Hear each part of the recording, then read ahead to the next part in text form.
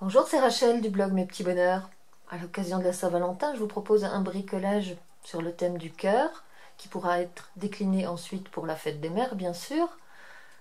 Un cœur fait avec du coton brodé à la façon des fils tendus que l'on faisait autour des pointes il y a quelques années, voire même quelques dizaines d'années. Pour réaliser ce cœur à broder, il vous faudra d'abord un gabarit. Un gabarit avec les petits points dans lesquels vous allez piquer votre aiguille et votre fil. Donc ces gabarits, vous les trouverez, si vous le souhaitez, sur mon blog, dans l'article qui figure en dessous de la vidéo. Le lien est dans la description de la vidéo. En plus de ces gabarits, il vous faut du coton. Un coton à broder, un coton à bracelet brésilien par exemple, que l'on trouve en mercerie, en magasin de loisirs créatifs ou même dans les magasins de solderie. Il vous faudra également bien sûr l'aiguille pour broder. Pour les enfants, sachez que les aiguilles à broder ont des bouts nettement moins pointus que les aiguilles de couture classique. Donc elles ne sont pas dangereuses. Je les utilisais avec les enfants de ma classe quand j'étais institutrice. Ensuite, il vous faudra des petites épingles, c'est pratique pour percer les trous du cœur. Et puis prévoyez également du scotch pas loin de vous parce que vous en aurez besoin pour coller le début et la fin de vos fils. Pour broder votre cœur, vous choisirez de préférence un papier un peu épais, par exemple du canson si vous avez ça à la maison, ou un papier de carterie en 160 grammes ou 240 ou 300, comme vous voulez. Celui-ci c'est un 240 je pense. Je vous laisse découper ces cœurs, choisir celui que vous allez broder, choisir également votre support et on se retrouve juste après. Comme mon cœur est dans une forme carrée, je vais préparer une carte carrée également en découpant dans une feuille de largeur 21 un morceau de 10 cm et demi que je peux donc plier en deux pour obtenir une carte carrée.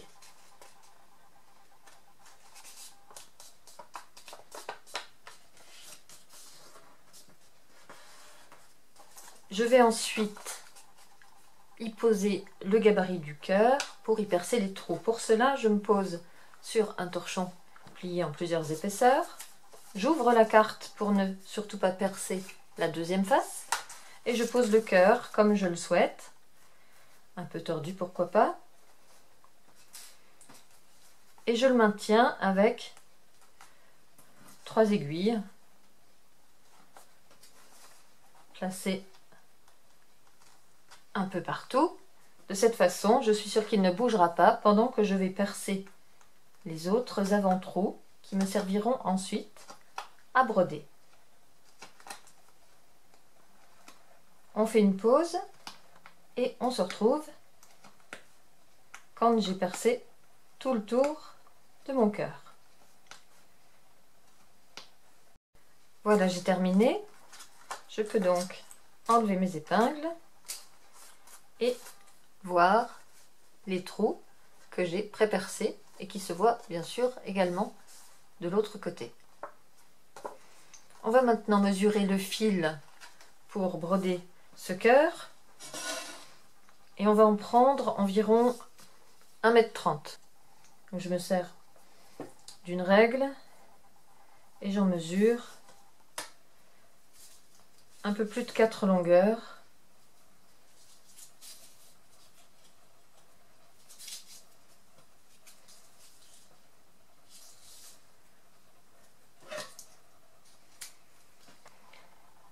J'enfile ce fil à broder dans mon aiguille. Normalement ça se fait assez facilement parce que le chat de l'aiguille est très large. Les aiguilles à broder sont bien prévues pour ce genre de fil. Donc voilà mon fil. Et on va commencer par le trou qui est ici en bas de cette pointe mais on va passer l'aiguille par derrière pour pouvoir tout simplement bloquer le fil par un petit bout de scotch. Donc je tire le fil et je ne laisse que 2 cm environ. Voilà. Et je bloque ce fil avec un morceau de scotch. Ensuite, on va donc traverser le cœur avec des fils qui vont se croiser. Et pour le traverser, on va commencer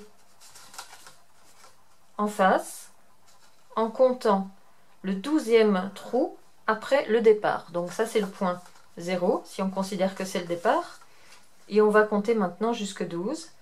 1, 2, 3, 4, 5, 6, 7, 8, 9, 10, 11, 12. Voilà le 12e trou où je vais passer mon fil. Je vais ensuite sortir l'aiguille par le trou qui est en dessous, si on considère que le dessous c'est en allant vers la pointe, vers le bas du cœur. Donc je ressors l'aiguille dans le trou qui est juste en dessous. Et je repars en face en croisant, c'est-à-dire en allant dans le trou qui est juste après le départ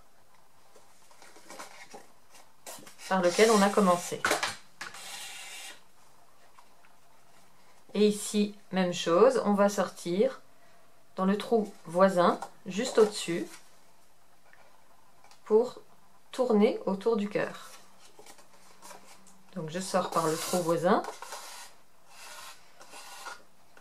puis je croise les fils, et je viens donc tout naturellement entrer mon aiguille ici. Je ressors en dessous.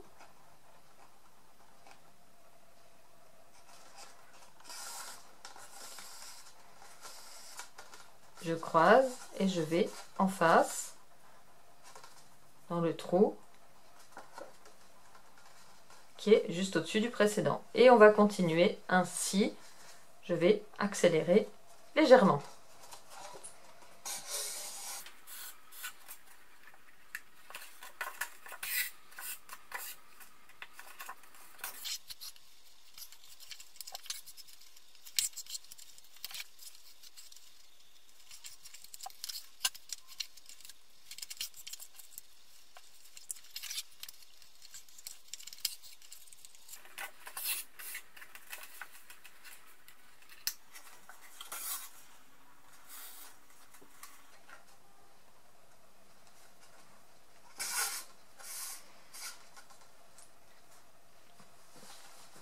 Je continue toujours de la même façon et j'arrive ici au dernier trou libre qui termine mon arrondi. Mais bien sûr, je continue en procédant de la même façon, c'est-à-dire en allant au trou suivant, même s'il a déjà été occupé par un autre fil. Et je vais continuer ainsi jusqu'à ce que mon fil arrive ici, tout en bas du cœur. J'accélère à nouveau.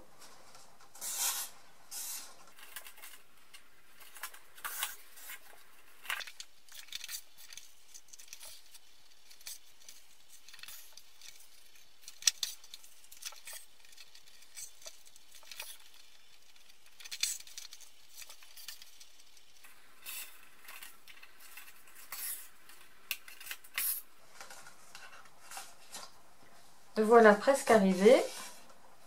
Je ressors en bas et je fais ma dernière ligne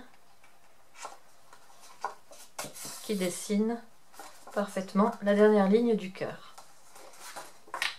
Je n'ai plus qu'à couper l'excédent de fil et à bloquer le petit bout qu'il me reste. Et comme j'ai pris un peu trop de fil, je vais pouvoir en préparer légèrement moins pour la deuxième moitié que je vais faire exactement de la même façon. J'ai préparé ma deuxième aiguillée avec un petit peu moins d'1,20 m de fil cette fois-ci.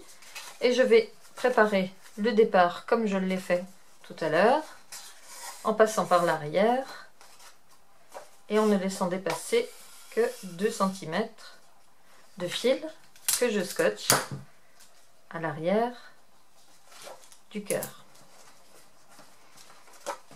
Puis je vais compter à nouveau 12 trous pour partir de l'autre côté de la même façon.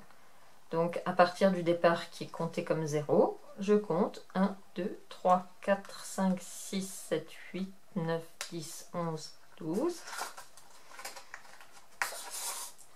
Et pour ressortir ensuite mon aiguille, je vais vers le bas. Je prends donc le trou qui est en dessous. Puis, c'est facile, il suffit de penser à toujours croiser les fils.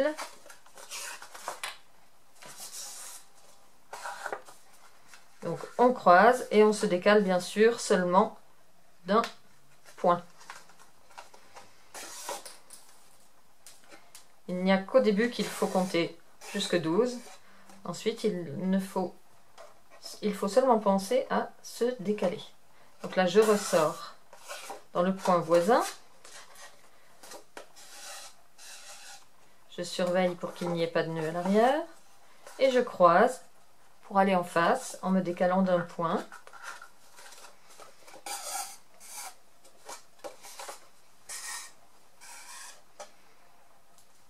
Je ressors juste en dessous. Et ainsi de suite. Cette fois, je vous retrouve quand j'ai terminé le cœur.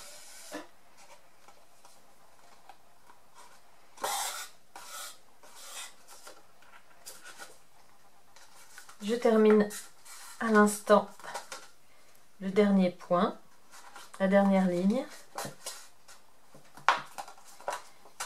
Voilà mon cœur terminé. Je le retourne